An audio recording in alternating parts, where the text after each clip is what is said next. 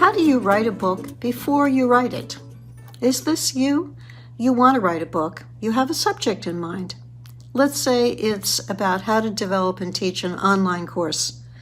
You have a lot of experience in this area, but when you think of preparing an outline and a synopsis, which are two essential stages in book creation, your mind goes blank. Worse, it sinks into a void of utter non-creativity. Where do you begin? The answer is to begin before the beginning. Many new authors want to know how to do research for writing a book. They often don't realize that they've already done mountains of research that they've already published in the form of blogs, posts, newsletters, articles. They've given speeches, they've hosted podcasts. Everything that you've ever written has the potential to be repurposed into book material.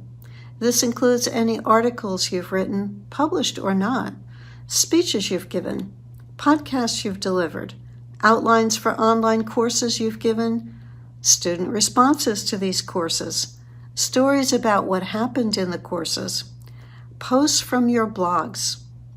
When you look at this material, you'll realize that you've already answered the question of what you need to know before writing a book.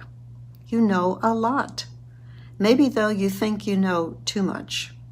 You can see that these resources may provide a lot of material, but how can you organize it into anything that makes sense? Let's take this one step at a time. Decide on a plan for organizing the material.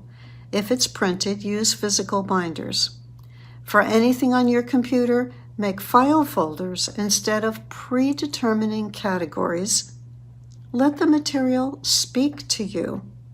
If, for example, you had a podcast about the challenges of preparing material for people for whom English is a second language that they can easily understand, put it in a file you can call widely accessible material. You might find several podcasts that deal with how to effectively use graphics and charts in online courses. These can be put into a specific folder. When it comes to stories, you'll need to go through transcripts of your courses. You don't have to read these word for word. Scan them. Cut and paste useful stories into a file. When you have a good number, you can subdivide them into categorized files. Put them all into a folder called Stories. I'll note here that stories make up an important element of a book, an article, a speech, or a podcast. People love them. They break up the potential boredom of reading and listening to technical aspects of a presentation. Always be on the lookout for a good story. I'll be talking more about stories in some future videos because story is only good if it's told well. If you've been writing blog posts even once a week for a few years, that's potentially 30,000 words of text. That's a lot of material. You probably have blog posts categorized into subject areas whenever you post them, but the categories and the keywords may not deliver the results you want. I have tested this on my websites. I organize them in advance. I'll give you an example from my blog posts that I write for the C-Suite Network. On the site, they appear with a title and a few sentences that gives the potential reader an idea of the post's subject. It doesn't, however, help me much if I'm looking for material to compile a new book. I wrote a post entitled, "Will You Write a Book in 2021?" The post covers compelling reasons to write a book, answers to concerns of those who think they can't write, talks about repurposing material you've already written, and describes the role of a developmental editor. There, in 34 words, I have a summary of the material in the post. These summaries appear at the beginning of each post. I can add to that my own key phrases like, why write a book? I can't write. Repurposing, and developmental editor. That's 4 categories. There are also themes that I return to frequently in my blog posts. For example, people come up with many reasons why they can't write. Procrastination, writer's block, not enough time, not well organized enough, and many more.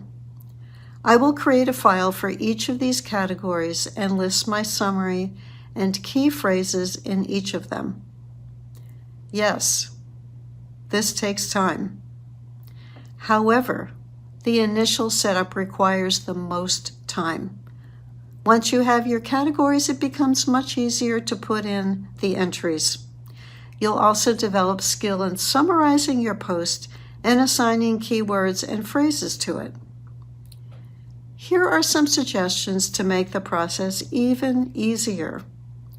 Sometimes when I'm writing a blog post, I initially give the file a generic name, like ghostwriting. Once I've completed the writing, I come up with a more compelling headline. It's critical that you rename the file with the blog post headline.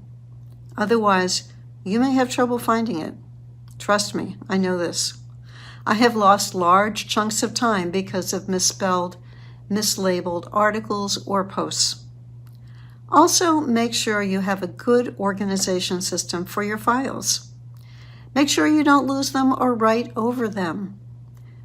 Do have a backup system to save all material on your computer, and look at the link right below for the system that I recommend.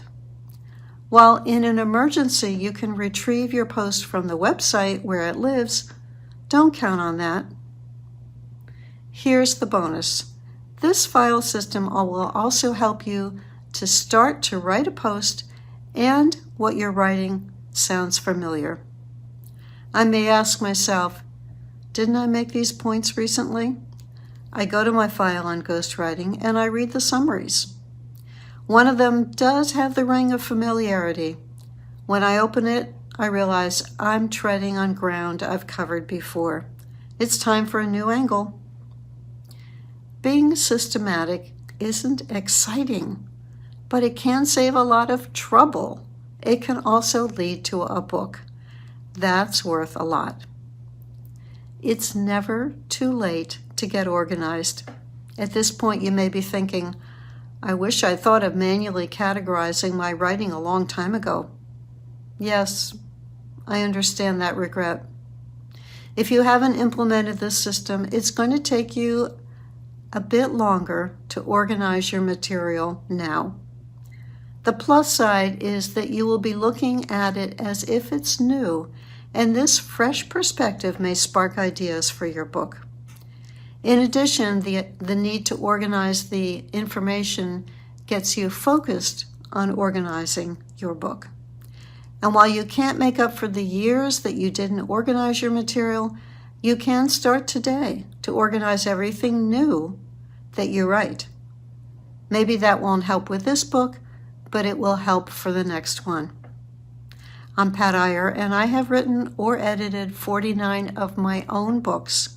If you've got a book inside you and you need some help pulling it out, organizing it, thinking it through, looking at your accumulated material on your hard drive, let's talk. You can reach me through the contact form on patiyer.com.